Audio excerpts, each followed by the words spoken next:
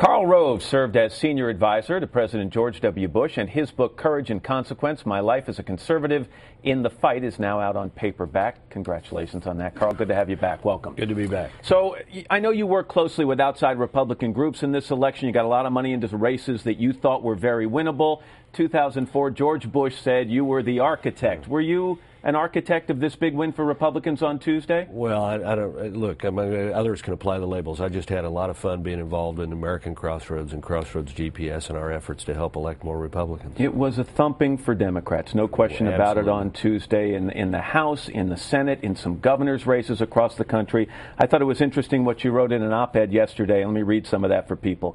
Republicans must not delude themselves. The voters didn't throw out the Democrats because they're enraptured with the GOP. The polling data suggests that many voters, while warming to the party, still remain nervous about it. Republicans are on probation, and whether they get off it depends on whether they do what they said they would do on the campaign trail. What do they need to do? Well, they need to attack Obamacare every way they can. They need to ratchet down the spending and attack the deficit. They need to extend the tax cuts, and they need to have a pro-growth agenda. It's not just simply enough to say we're going to stop doing the bad things that the American people clearly want to have stopped. It's also important for them to lay out an agenda that encourages prosperity and jobs. Can they attack Obamacare and these other things without personally attacking Obama, or do they go hand in hand? I think people are sending a message. They're tired of the vitriol. They want the parties to work together.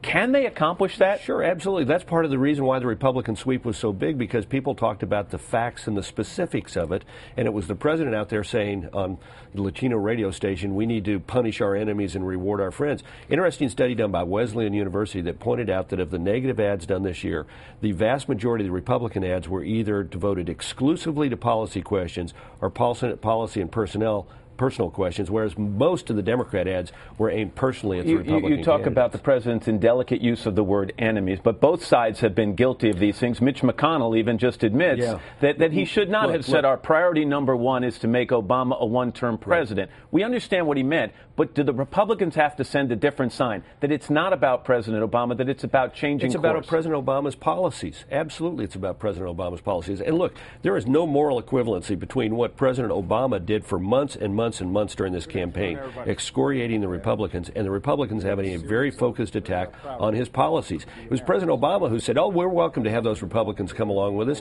but they ought to be riding in the back. Anybody who says, there's one person in America who ought to be keenly aware of any kind of metaphor that says people ought to be riding in the back of a moving vehicle, and that's this President of the United States. Let me ask you about the Tea Party. I'm going to ask you a question I asked Senator-elect Rand Paul Wednesday morning, I guess it was. I said, the relationship between the Republican Party and the Tea Party, is it a marriage of convenience? Will the honeymoon soon end, or are you guys soulmates? Yeah, we'll see. Now remember, there's the Tea Party movement, which are groups. There's an even larger Tea Party sentiment. The Tea Party sentiment has given rise to the organized groups. If you take a look at that Tea Party sentiment, it is broad. It is why 55% of independents voted for Republicans, an 11-point shift from two years ago and a nearly 20-point shift from 4 years ago. It is why we have a lot of people who have not been Republicans before, who nonetheless came out this year. You mentioned those independents. We've learned a lot about them. They don't want to be fenced in. They will move in either direction, and they'll move rapidly. Do you think they've moved to the right for the foreseeable future, or in 2012 could they move back to the center or left? Well, they could move back, but it would require the Republicans to fail at their task and for the president to move to the middle. This is a group that has spun up about what they see. They were not prepared for all the spending, for the failed stimulus bill, for all the additions to the deficit. They were not prepared for Obamacare. Let's remember, when the president ran, the second most widely shown ad he had in the fall of 2008 said, quote, government-run health care extreme, end quote. All right, let me ask you two things quickly. Christine O'Donnell's going to be on this show in a little bit. You said that her loss in Delaware was a lesson for Republicans. What's the loss? Does she have a future? If she's got a lot of issues that came up in the local press, and she handled them one way in the spring, and then she started to handle some of them a different way in the fall. In the spring, she said, for example, that she lost her condominium in a foreclosure because of a technical error in the bank. In the fall, she did the right thing by shooting straight with people and saying, I lost it because I didn't pay my mortgage. I didn't pay my mortgage. Does she have a future? Well, it's up to her, and it's up to the voters of Delaware. Real quickly, at the end here, your former boss, George W. Bush, has been silent for 2 years since leaving the White House.